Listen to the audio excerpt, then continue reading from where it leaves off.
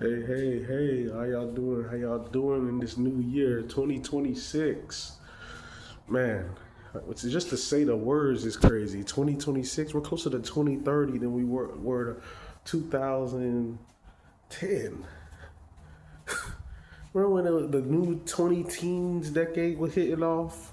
Remember in the 2010s, the rise, when Wayne was at its height and Lil Wayne was putting out songs every second. He put out a mixtape every hour. And we thought, dang, this is the pinnacle of hip hop. And all the Jay-Z had albums, T.I., Jeezy. That was Drake's first run, rise. Big Sean first came out. The whole shebang. Blackie. I didn't even know my door was open. That was weird. But anyways, y'all. I gotta edit this out. I got a couple cats, they be scrapping. Cats and dogs. But yeah, in the meantime, you go ahead and let y'all know what I'll be throwing up in the meantime. Just a little light work, just a little light work. I don't like to brag on my jump, but a little light work. Where we at? What's the weight? That's about. So, yeah, we benching over three. Oh, was it like three? About 335 when I'm maxing out close to 400. So, that's what hard work gets you. But anyways, back to the main topic at hand. I'm in the back cave right now. But, so, this is what usually happens. So usually when we're coming up on a new year, we do the reflection. Everybody got a workout plan and et cetera, et cetera, et cetera. Today, I'm going to talk about 5 to 10 different things that's been going on in the new year and beyond. So the first thing we're going to talk about is geopolitical stuff. So Venezuela. Actually, no. First thing we're going to talk about is astrology stuff, metaphysical stuff. We're going to mention the old year, the year of the 9, coming into the new year of the 1, new beginnings, and speaking on the transformation from the year of the snake into the year of the fire horse and what that means, and explaining what that means for the coming year and what you got to do to be in alignment and manifest, what you want basically in this new year. And we're going to talk about, my own personal growth with so much that the 9-year represented, or this last 9-year cycle, man, has represented personally and also with you. And so that's the first thing. Then the second thing we're going to talk about, we're going to go geopolitics. We're going to talk about Venezuela. We're going to talk about Trump. We're going to talk about ICE and the murder and all that. We're going to speak on that. And then the next thing we're going to talk about, we're going to speak on the Florida governor's election. We're going to talk about Byron Donalds, the tethering, and the Republic, and how whack that election is. Then next we're going to talk about, what's after that? Then we're going to go football. We're going to talk Shador Sanders. We're going to talk Lamar Jackson. We're going to talk Zion Williamson. We're going to talk how fugazi the NFL and NBA are, and how rigged, you know what I'm saying, the NFL, especially the NBA, and how they've destroyed their own league, the NBA especially. And what else are we going to speak on? We're going to speak on Jamal Bryant and, just the agendas that we constantly see of them trying to lower the bar in our community and just all of that. It's just a lot, but it's action packed. It's needed. It's necessary, and I'm glad to be here with y'all. So first, talking astrology, talking metaphysical. So first, we're gonna talk about what we just came out of. So 9-year cycle. We just ended the last of this era's 9-year cycle on the 31st of December. I'm speaking to you at the end of the first week of January. So we ended the year off at the end of the year of the snake. So the snake was about transformation, shedding of the old skin into the new, rebirth, going through all those hardships, reflection, et cetera, et cetera. If your last 9 years have been a test, have been arduous, a task, it's okay. You know what I'm saying? Because this next couple years is going to be that lift-off period. You know what I mean? Especially for those, the chosen ones, especially those clicked into the higher realms and those following that soul purpose, God purpose, and who have a divine calling, things of that sort. Things I would advise for you to do or who should have been doing: reflecting, meditating, listening to frequencies, chakra healing, tapping into the seven chakras, but then tapping in higher to the soul star chakra, the galactic chakra, and the ones above that as well. Tap into the higher dimensions or realms, tapping into your Akashic records, etc., to get that inner wisdom, doing a lot of internal work. That's what I would have been advising for you to do. Healing consistently, speaking more positively about yourself, self-believing, no more doubting, transforming and writing your goals down and taking steps to achieve said goals. That's and having faith while you are on the process, because anybody can have faith for a day, a week, a year, but like Nipsey said, the marathon, can you have faith the entire time? It's not going to be a sprint. It's not 100-yard dash. It's a marathon. It's going to be 100 kilometers, and it's going to take 3 days, and you're finna be tired and shit, but hey, gotta keep pushing, bro. And then you also have to feel that feel of alignment. So that's what this was about. That's what this has been about. And if you've been doing the work, kudos, man. Bravo to you. But now we're entering the new phase, the fire horse. It's about stepping into alignment and blazing that new trail, being a trailblazer and taking bold action into your goals and manifestations that you've set from the last time. Everything that you shedded out, all that old energy in that small room that you shedded out, that small skin, you're now stepping into that new skin, that bigger room. You need some elbow room now. You Mr. Big Chest, as AB used to say.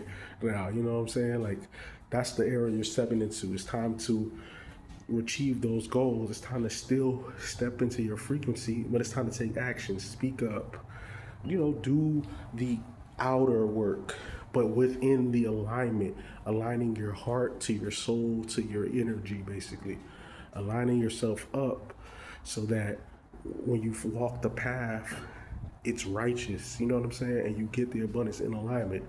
It's not about just, all right, I'm gonna do this. It's not about being impulsive. It's about alignment, and then following that guidance of your heart, your soul, your Akashic wisdom within that third eye, and then following that righteous path, but with boldness, with confidence, and blazing that trail. And it's a beautiful time right now. It's a beautiful time. It's a beautiful time right now. And I look forward to it. And I know y'all gonna look forward to it. So that's that on that. I would say stay optimistic, stay positive, frequency, eat healthier, work out a lot, and you'll see those results. So that's that on that. So I got the metaphysical out of the way. One thing you may see is a lot of the planets are switching into air and fire signs. So that means, that next level with action and fire and passion and love, is all lining up. You know what I'm saying? So it's just a beautiful time. So that's number one. Now, number two, geopolitically. So now we talking about what's going on geopolitically. So the U.S. invaded Venezuela. So the U.S. invaded Venezuela and basically kidnapped the president, Maduro. I was about to say Hugo Chavez. They already assassinated Hugo Chavez. They poisoned him at the UN meeting. Anyways, so what this is all about is basically this has been a continuous war with the regime for over 20 years. Once Hugo Chavez came to power, Hugo Chavez was the leader of the revolution. He was the guy who helped to nationalize stuff and basically get it out of the U.S.'s hands and give stuff to the people. So what happened? The U.S. started waging economic warfare, all between so many different regimes, and killing him, and killing Hugo Chavez. But his successor, Maduro, was loyal to Hugo's plan.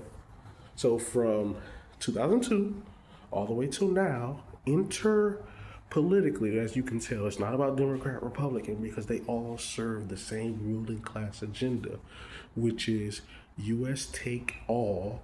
We're the imperial power, and bitch, you better bow down, or if not, we're going to wage war in all forms on you. And that's what you've been seeing for the last 20 years. This isn't new. This is just the next phase in the warfare. So in the 2000s, they were trying to get him out. They eventually, so in the 2000s under Bush, they tried to get him out, and as Bush was calling him, the axis of evil. He was on the list, but he survived for a long time. But then he was killed under the Obama administration. From what I was told, he was poisoned. And then what happened after that? And then after that, Maduro took over. And guess what the U.S. did under Obama? I just want everybody to think that it's bipartisan for those who think, oh, man, Obama was just the love of my life and all this other bullshit. For those who still haven't been indoctrinated on how foul Obama was, what happened? They continued the policy and waged a new form called economic warfare, meaning huge embargo, sanctions, domestic embargo by the loyal elitist ruling class within Venezuela, forcing the people to not have basic necessities and starving the people out who had picked this political savant and the successor, Maduro. And so this has been continuing, the economic warfare, the coup attempts, color revolution attempts, and, they were unsuccessful up until now. So now Trump is doing the next phase of warfare. This is the policies were done under Biden, under Obama, under Bush, under Trump twice. So now, so for those who thought Trump wasn't an imperialist, I don't know why. I don't know why. So now what is Trump doing? Trump is now taking Maduro out, and his wife kidnapped them and destabilized the country, and now he's trying to seize the oil, or if he hasn't done it already, for U.S. hegemony, for brinksmanship. So destroying a sovereign nation, which is a violation of the United Nations Charter, and they didn't get authorization to just move unilaterally.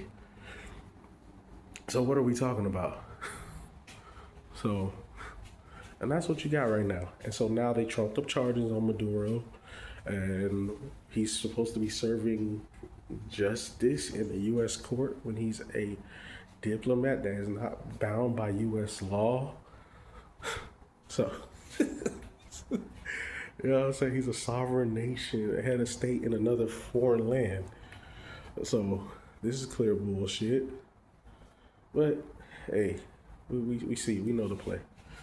This is just imperialism, plain and simple. So, and from what I've been told, this is imperialism as a hegemonic thing because China is trying to get a foothold.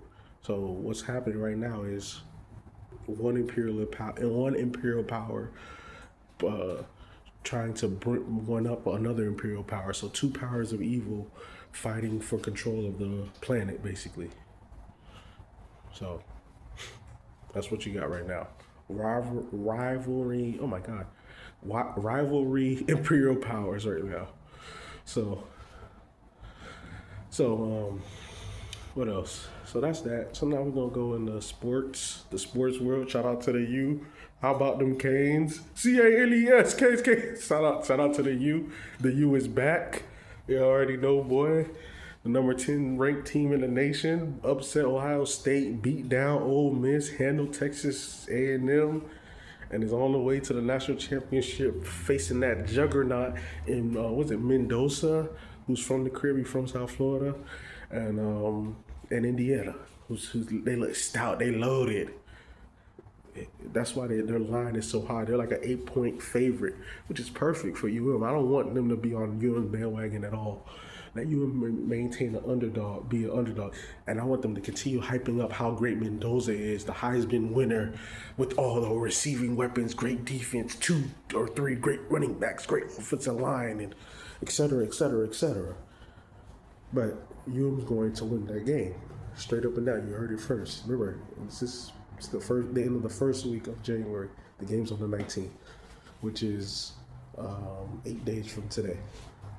So you heard it first, because UM has that momentum, and it's a new era right now, dawning, basically. that old Florida boy mentality. Is he a Miami guy? That the you know what I'm saying? All that. Everybody see the 30 for 30s, you know. So well yeah. It's all about the you, yeah. So yeah. Yeah, that old Miami edge energy is back. It's back. So and it's a beautiful thing to see. So that's with college football. So NFL, Lamar Jackson. Honestly, this year I feel like this shit was rigged. They like the last 3 years when you watch the games, the shits look funny, man. I'm just being honest with you. It's clearly there's a vested interest in not letting Lamar Jackson win a Super Bowl because they don't want that true blue black quarterback from the crib. Got his own, you know what I'm saying? Ain't buying into the game. Got his own agent. You know what I'm saying? He's solid. He's, you know what I mean? He got his own. You know, the hair is the way it is. He talked the way he talked. You know, they don't want that as the image, the face of the league. You know what I mean? So that's what that's about. And that team is gritty, and Baltimore. That's a black city. You know, we know the plays, bro. We know what this is about. And so they had to fire their coach because they lost the last game of the season on some bullshit, missing a field goal, and then the corner slipping out of nowhere. I'm like, okay, all right. Yeah, sure. He slipped out of nowhere. That boy been solid footed the whole game. And oh shit, now he can't break down. He don't know how to backpedal correctly. He don't know how to break down and get out of his break. And he's slipping with cleats that's supposed to be, like that. But all right, okay. All right. But in other NFL news, Jaguars play today. I got them beating the Bills, upsetting the Bills. I'm not a fan of Josh Allen. I think he's overrated. Last year, he shouldn't even have won the MVP. That was a white supremacist MAGA sympathy MVP. We're going to see Lamar Jackson was the MVP. His stats were better. He's better.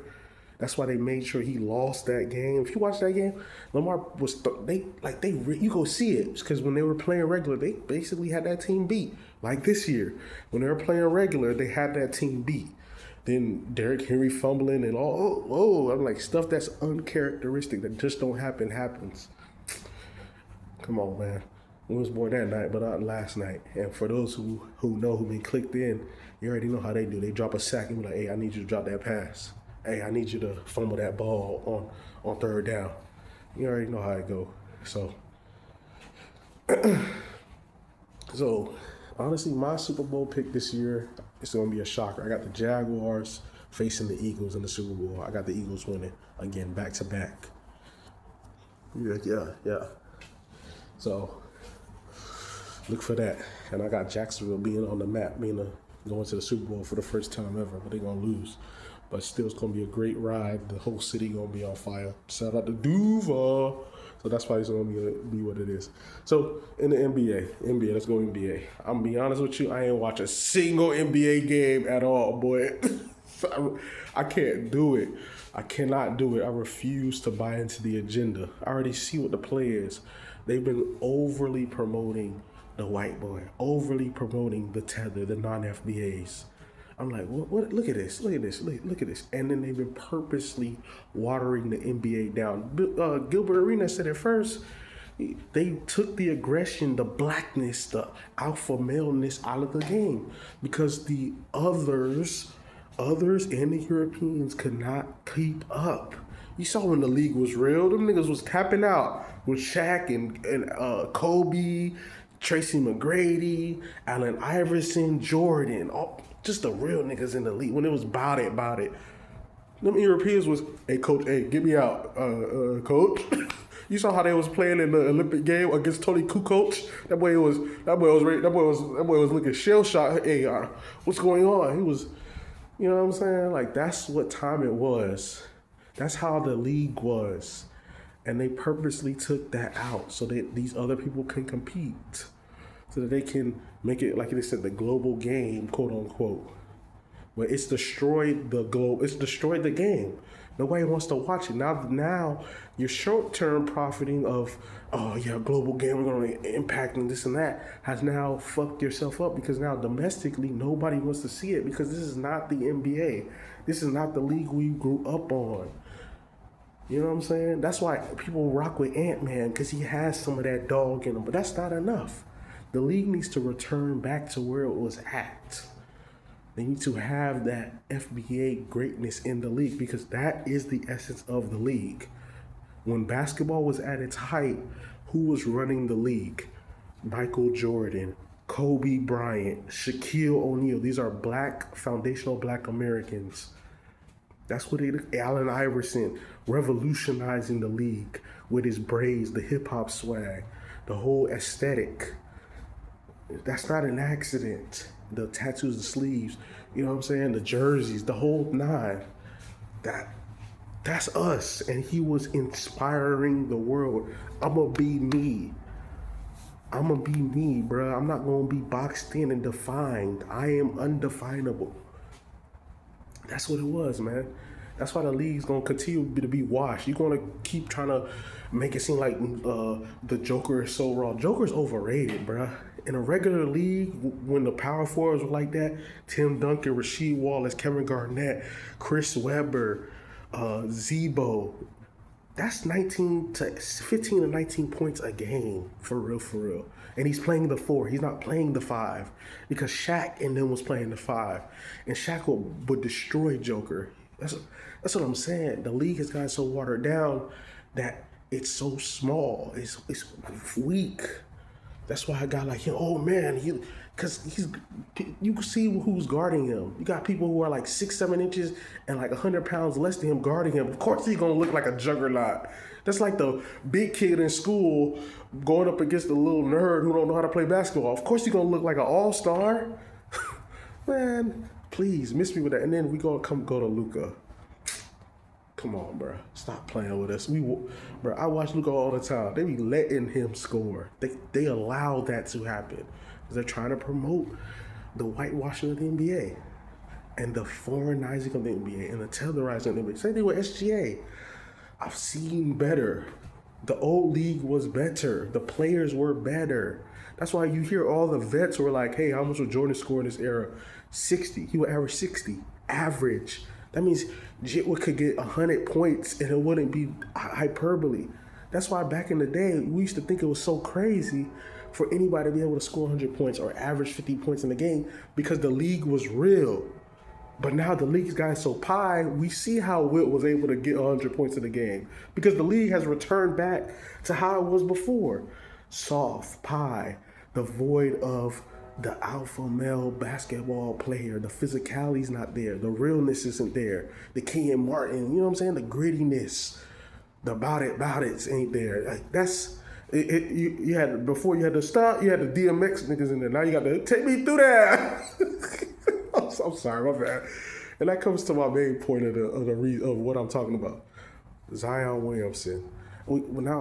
Because now it makes my point. This also makes my point. Zion Williamson and Travis Hunter, or Henry, whatever, dude plays for the Jaguars who got hurt. These are examples of this era's male. Basically, they're the Z era, but we're not going to just limit this to the Z's, because it has permeated throughout all generations. It's this era. So we, of course, growing up, you had the pendulum on one side. It was very male, alpha male oriented, very chauvinistic, etc., etc. We know the whole nines. You know, you had the wife beaters, and you know what I'm saying. It was real. It was real grimy. I'm not gonna sugarcoat it. Was there positives?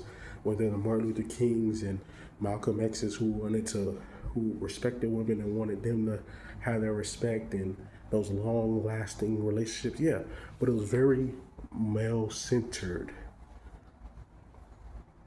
Yeah, and it needed to be balanced. But instead of us getting balance, we got this pendulum swung the other way now. So before it was over masculinized, and there just need to be a little bit of balance. Now it got swung the other way, and it's been effeminized. And so now you have the effeminization of the male. Where now you see it in the attire, the mannerisms, how they date, who they're dating, how they're picking, what they're picking. I give two examples with Zion Williamson and Travis Hunter. Zion's first. This nigga was constantly over here getting bombed by porn stars. I'm like, bro, what the fuck? I'm by thoughts. But it's not just his era, because Shannon Sharp is from an older generation, but yet the same thing of the era still persists. So I'm not going to just blame it on the Z's. It's not just the Z's. It's this era. The pendulum, the energy has swung so much the other way that now it's ridiculous. It's pie. It's crazy. Like, people they wifing up hoes. It's crazy. This shit. The Shones is now telling the males what to do, even if you have money, and putting them on blast. Like, how is this being allowed? How is this even being permeated? Hell, you saw with examples of what's his name, CD Lamb and his girl when he was at the draft. The girl snatched his phone away. This nigga is a damn first prime time pick. She's lucky to be there, and you see that form. You see it. That's what I'm saying. This is not like a one-off. This has been consistently happening. You see it. You're seeing it more. Remy Ma. You see it with Aisha, Jada. It's so many like huge examples of the pendulum swinging the other way, and that has both on the left side when it was over masculinized and the women were getting beat and et cetera, and it was just not okay. It was not good. And then as a reaction to that, you got, and the energy's changing, you got it swinging the other way. Now that's not good either. Now what the solution is for things to come back into balance, for there to be the man upright, not the man being overly masculinized or the man being effeminized, but the man being a man in name and in deed. And when that happens, everything will correct itself, and etc. on the other end too. So at one point you had basically the women getting dogged out, quote unquote, and abused and mistreated and this and that. So now the pendulum swung the other way. Now they've taken on the role of the abuser and the perpetrator and the predator, quote unquote. Now we need an end to that as well. We need a balance where the woman is upright, meaning the upright man, and you have harmony. So I feel bad. I'm honestly, truthfully, I feel bad for Zion. I'm tired of him getting got like that. I feel bad for Travis Hunter. Honestly, everybody's been calling it. The minute she sets everything right, she's gonna divorce dude, take the money, and have him do on child support with probably alimony. I feel bad though. I feel bad for him, man. I really do. I feel bad that he even has to try to defend himself, because deep down he probably knows that shit is true, but he has to defend his bad decision, man. Same thing too with Stephen Curry. He was over here trying to have him defend, like, yeah, I get it, bro. I get it. I understand, bro. I just feel bad for y'all boys, because it's tough. It's tough, man. It's tough. That's why it's important for the next 10 to 20 years down the line that we create a new generation of male that is able to be upright, not over masculinized and not effeminized, but upright, balanced. And then we also cultivate the ones who are still here to learn how to stand up for yourself, learn how to have discernment, learn how to preserve yourself, bro. Learn how to be like, hey, I'm good on that. I ain't tripping on no pussy like that for real. I ain't, you know what I'm saying? Like, I'm cool. I'm good on that right now. I'm over here making sure I'm good. I'm stacking my bread. I'm doing my thing. You ain't finna Zion Williamson me. I'm not finna be a Travis Hunter. I see what you on. I'm not tripping on the aesthetics. You know what I'm saying? That takes discipline. That takes mastery. That takes self-love and self-respect. That takes hard work. That takes self-healing, honestly. That's why I'm speaking on this shit. Because it's a lot, man. It's a lot. It takes a lot. And like I said, I just feel bad that I see shit like that. But I understand. Like I said, I understand what happened. I understand why the pendulum was in one area and now it swung the other way. But now can we get the pendulum to be in harmony now, in balance? We've seen the evils on both sides. Now can we see the good from both? And I don't mean to be on no both sides bullshit. So whenever, hey, both sides, no. I just see the play. And now let's everything come back into balance. And that's what I'm saying. It takes work and takes discipline to be like, damn, she look good. Let me go ahead and let me chill though. I don't know her for real like that. Yeah, I'm not finna just DM her real quick. Cause I got 300 million in the bank. Like I'm finna chill and watch some game film, or work on my weight, get my basketball skills up, like stuff like that. Let me get a mentor. Let me get up under a LeBron, which I had an opportunity to do my rookie year, but I was too arrogant and cocky and feeling myself. Zion. I feel bad for Zion Williamson, man, for real. Same thing too with Travis, man. Let me get up on that, like, Dion's there. I know Dion, hey, man, I made this mistake. This girl actually got me in the 90s. She tried to beat me up when I was in my bed and this and that. Like learn from her, man. And I don't got nothing to say to share this. There's nothing. He's a grown man who wants to be a child, bro. You about 70s, trying to do Hugh Hefner shit, bro. Like with kids, you've already like saying bozo crap. Like money can't unlame the lame, basically. Like that's why we be saying that. Like money don't make you real. If it's 30 mil, like that's why all the truths been saying that. Like it's eternal. Not saying don't have the money, hell yeah, but it takes the inner work and for you to be disciplined, man. So that's that on that. Yeah, but if you do that, you'll see a change. The self-respect, you know what I'm saying? And that's on one more thing as well. Understanding who you're dealing with too. Understanding women. Understanding the types of women you're dealing with. Understanding who's gonna be loyal and who's gonna be for the moment. Like you have to do the work, bro. You gotta understand. These people just be, I don't even know, bro. But yeah, I'm gonna switch over. I'm gonna switch gears. I'm gonna go to Byron Donalds, and then I'm gonna end off with Jamal Bryant. So Byron Donalds, the person running for governor for a Republican. Let me first talk about the governor's race in Florida for a second. The governor's race in Florida is a fucking joke. Both parties are whack as fuck. Both parties do not address the everyday needs of the people.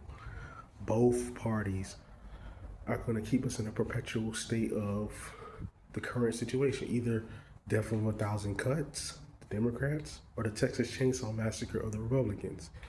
Which death do you want? That's why, honestly, man, I wish I was in the field. Like, for real. I wish I was a candidate with the people's support, the money behind me, etc., etc. But, I'm on ground zero.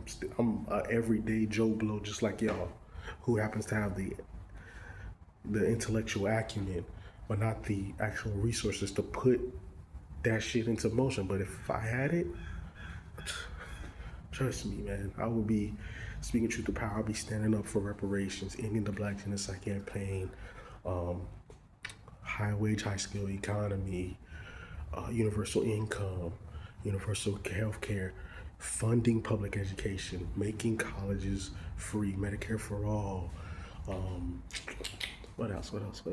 Economic Bill of Rights. What else? Pushing Black history in the schools and Black truth and having truth in the schools.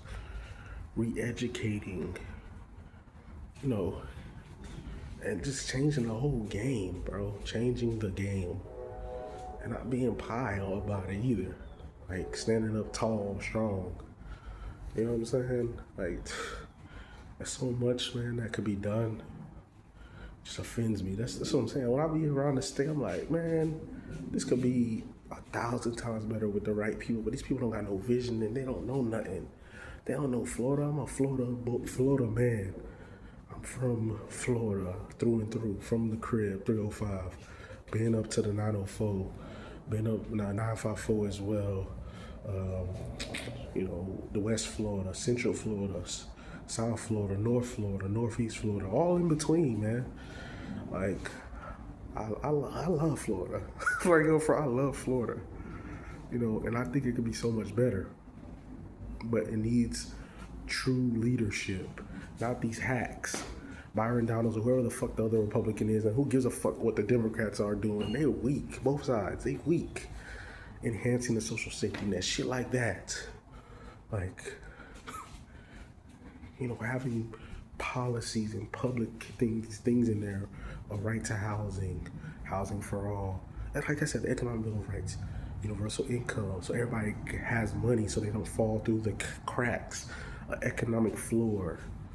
It's the whole FDR MLK policy that everybody's been hearing about since forever, man. And if you haven't heard about it, go look it up. That should have been enacted 100 years ago, but we have a punk ass ruling class that's in the way. So, yeah, so that's real shit. Both of them, all them candidates are hacks and jokes, and they ain't finna do nothing but make it worse. Either through racism, economic castration, or all in between, all at once. So, and what else? Oh, last one, Jamal Bryant. How can I forget? The granddaddy of them all.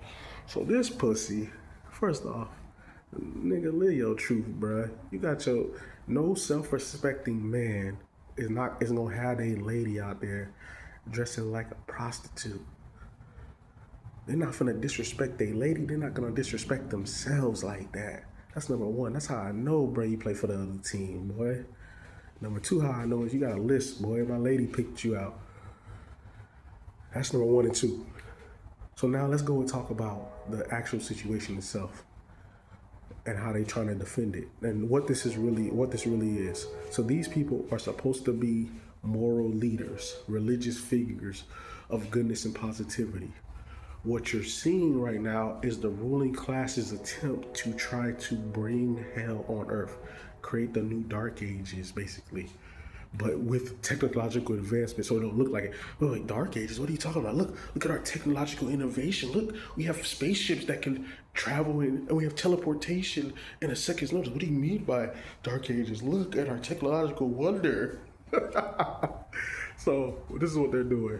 As they technologically advance, so as the outside is all automated and new and fresh, quote unquote, the inside, the internal, the moral fabric, the laws are degraded down to nothingness, where there is no true law, where they can kidnap kids, where it's okay to be a pedophile, that Jeffrey Epstein shit. That's what it's all about, bro. They want to be able to do evil and not have to face no consequences for it. That's why they have all their think pieces and thought leaders speaking on this bullshit. That's why they put a Balenciaga commercial out. That's why they'll put a Good Boys movie out. That's why they'll put a Cuties movie out. That's why they'll have all these damn weirdo transformers around your damn kids and shit. That's all it's about, bro. And that's why they have all these agendas in the kids' movies more aggressively than ever before. That's not an accident. And why is that tied in? Because we go to Jamal Bryant and his punk ass and his little whore of a fucking wife. We see them as they're supposed to be religious leaders. When you think of a religious leader in the black community, you think nothing higher than Martin Luther King Jr. and his queen, Coretta Scott King. And they would have never dared been on no shit like that and never dared even try to justify no shit like that. But this speaks to what I'm talking about. These motherfuckers are puppets meant to cause this generation and the next couple generations to enact overt decadence in the community. They're trying to destroy the moral fabric of the community and of the society as a whole. And they know the moral fabric of the community is tied down by black folks. We're the moral compass of the United States, really the world. Without us, it'll be all systems go. The room cast will be like, oh, hell yeah, let's go. Like, for real, it's time to Epstein overtly, I'm laughing, but I'm laughing to keep from like snapping. I probably got to do a couple sets after this because I'm so pissed. But that's exactly what this shit is about, man. We ain't finna play no games on this, man. I'm not gonna even end off. We're gonna talk about Jamal Bryant. I think I'm gonna end off with Epstein. But keeping on Jamal Bryant, and then his explanation. This one, I like the dress. What are you talking about, bro? You're a religious figure, and in the congregation, these idiotic sheep. What is this, bruh? What is this? That's what I'm saying. This is a clear agenda. That's why they made it so big. They made it so public. That's why they want to try to get a reality show and this and these ain't moral leaders. These are do boys for the system to lower the moral bar, selling out what is supposed to be something high into something low and degrading. I have nothing for them. This is atrocious. This is an abomination. And the fact that they're trying this fact that the kids that I look even beyond the surface. I see what the kids are gonna be seeing. If the kids that don't know are gonna be like, oh, this okay. You know what I'm saying? Shit. She wore this in church, shit, so I should be able to, you know what I'm saying, do whatever. I could do whatever. If this is acceptable in a moral framework, then what's acceptable in a non-moral setting, quote unquote? Anything is acceptable now. You know, my pastor says it's okay. It's okay. I see it, the image of a huge pastor who people follow and go for moral and positive goodness, quote unquote, godliness. So this is what it means to be godly, to be debaucherous. You see this inversion, bruh? Wicked is good, all that spin doctrine. This is another form of what I've been saying on other videos. The rehabilitation of the villain. They're turning the villain into the good guy and the good guys into the villains. Like, no. You're not evil. No, you're a saint. That guy telling you to be positive instead of no, he's evil. It's like it's an old bait and switch. It's Machiavellian. It's a spin. It's technology at its finest, bruh. And we need to call this shit out and destroy this shit. Don't even let it even fester. Don't even let it even get no breathing room. And keep the foot on the neck of these people. Because this shit is life and death, literally. I'm not even thinking about it from this year's standpoint. I'm thinking about it from 10, 20, 30, 50 years from now. And I see what they're trying to do. This is all ruling class tactics to lower the bar, like I keep saying. Ain't no bar getting lowered over here, motherfucker. Matter of fact, we raising the bar. So, the last point, the Epstein stuff. So, what is, for those who don't know, for those who've been crawling on the rock, why is the Epstein thing so important? What's the Epstein thing all about? What's going on? Why is this such a big deal? So, y'all all know about the Diddy thing, right? Why do you think the Diddy thing even happened in the first place? Diddy's been a Fed and a ruling class plant do-boy for the last 30 plus years within hip hop, so they can control it and ultimately pivot it and destroy it and make it what they want to make it as, instead of what it was supposed to be: revolutionary, righteous, and, you know what I'm saying, all the highest virtues. So, why now? Why are they going after Diddy now? Number one was because they need a big face to be in the news, so they can have cover, because the ruling class, the people who run and are behind and above Diddy, who Diddy answers to and crawls and gets butt broken by, are now called to the carpet. The names that you don't hear about are the names that aren't in the paper, who are the ruling class, who are the rulers of the planet, who run the society because they control the money and all avenues of reality that we participate in: the jobs, sports, the media, education, banking, food supply, culture, radio, television, transportation, etc., etc., etc.